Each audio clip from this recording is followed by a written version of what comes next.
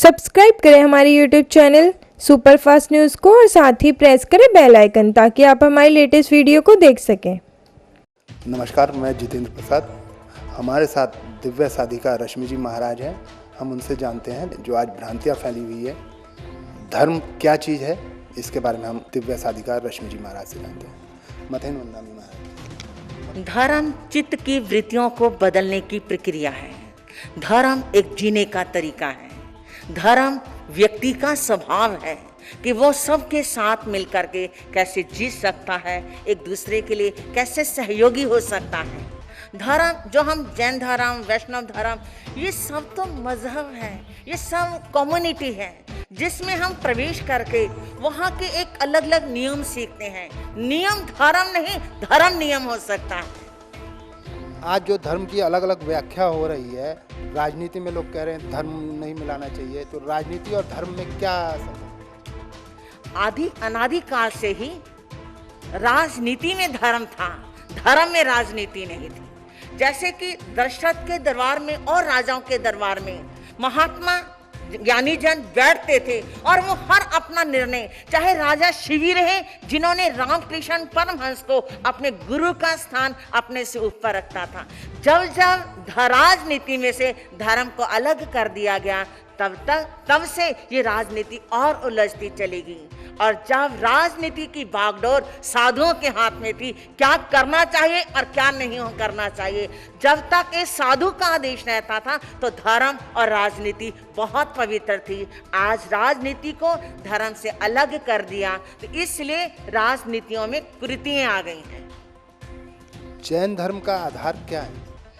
जैन धर्म का बेसिक आधार अहिंसा है। जैन धर्म का बेसिक आधार जिसे हम कहें परस्परो ग्रहो जीवानाम, एक दूसरे को सहयोग देना, यही एक शब्द, एक स्लोगन है जिसे हम दिगंबर भी मानते हैं, श्वेतांबर भी मानते हैं। परस्परो ग्रहो जीवानाम का अर्थ हम एक दूसरे के सहयोग के बिना आगे नहीं बढ़ सकते। एक डॉक्टर के सिर में दर्द है तो वो चाय वाले के पास एक कप चाय का मंगवाएगा।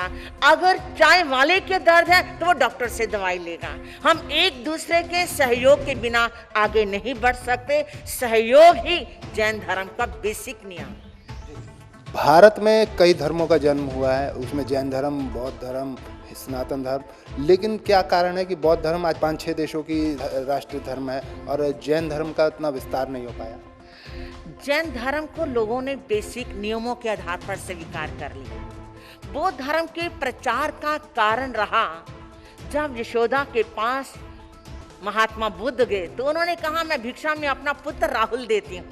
उन्होंने अपने पुत्र राहुल को सौंप दिया और आगे जाकर के उनका पोता भी कुणाल भी इसी धारा में दीक्षित हुआ। जब कोई राजवंशी धर्म का प्रचार करता है तो उसका प्रभाव बढ़ जाता है। जैन धर्म के प्रचार के अभाव का कारण रहा कि जैन साधु अपने नियम और मर्यादाओं को महत्व देते रहे। उन्हें वाहन का प्रयोग नहीं करना, उन्हें ऐसा नहीं करना, उन्हें ऐसा नहीं करना। जैन धर्म कठोर नियमों के कारण वो और अन्य देशों का राष्ट्रीय धर्म नहीं बन सका, क्योंकि उन्होंने अपने नियमों को, तप और त्याग को ज्यादा महत्व दिया। जैन धर्म का आधार आप परमो धर्म कह रहे हैं, तो अहिंसा में और कायरता में कितना अंतर? अहिंसा और कायरता में बहुत फर्क है। कायरता में हम अपना बचाव करते हैं। अहिंसा तो कहती है मत जुल्म करो, मत जुल्म सहो, बस इसका नाम अहिंसा है। कायर और बुज़दिल हैं जो, उनसे बदनाम अहिंसा है। कायर व्यक्ति अहिंसा का भी पालन नहीं कर सकता, वो केवल अपने आप को बचाने के लिए कहता कि मेरा धर्म ये अलाउड नहीं करता, जबकि धर्म हमेशा रक्षा करने के लिए किसी का वध भी करना पड़े। अगर ऐसी बात होती तो नमुची का वध कभी विष्णु कुमार मुनि ना करते। जब मुनियों के ऊपर उपसारा गाया तो विष्णु कुमार मुनि ने अपना विशाल रूप धारण करके नमुची का वध करा। कायर व्यक्ति अहिंसा को कमजोर बना देते हैं, जबकि अहिंसा कमजोर लोगों का नहीं, ये तो मजबूत लोगों का, शूरवीरों का धर्म रहा है कि हम मत जुल्म करो, मत जुल्म सहो, बस इसका नाम अहिंसा है। कायर और बुज़दिल हैं जो, उनसे बदनाम अहिंसा है। तो क्या जो धर्म के प्रति, देश के प्रति, परिवार के प्रति अगर हम हिंसा करते हैं तो क्या उसको मान्य करते हैं? हाँ, पहले तो आपका विजन क्लियर हो कि आप कर किसके लिए रहे हो। जैसे कि एक राजा ने सरस्वती बहन के लिए जब देखा कि उनकी बहन सरस्वती का अपहरण हो गया, उन्होंने समाज को कहा कि जाओ इसको राजा से छुड़ा करके लाओ, पर लोग नहीं मान पाए।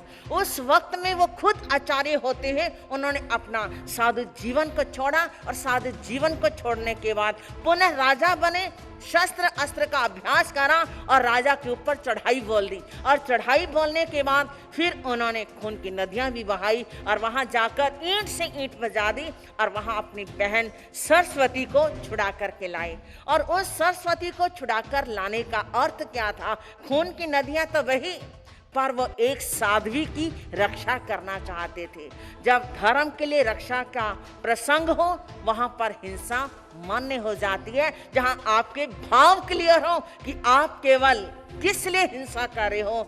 आपकी सोच अगर क्लियर है तो ऐसे में आपका धर्म आपको कायर नहीं बनाता। किसी की रक्षा करने के लिए की गई हिंसा हिंसा नहीं।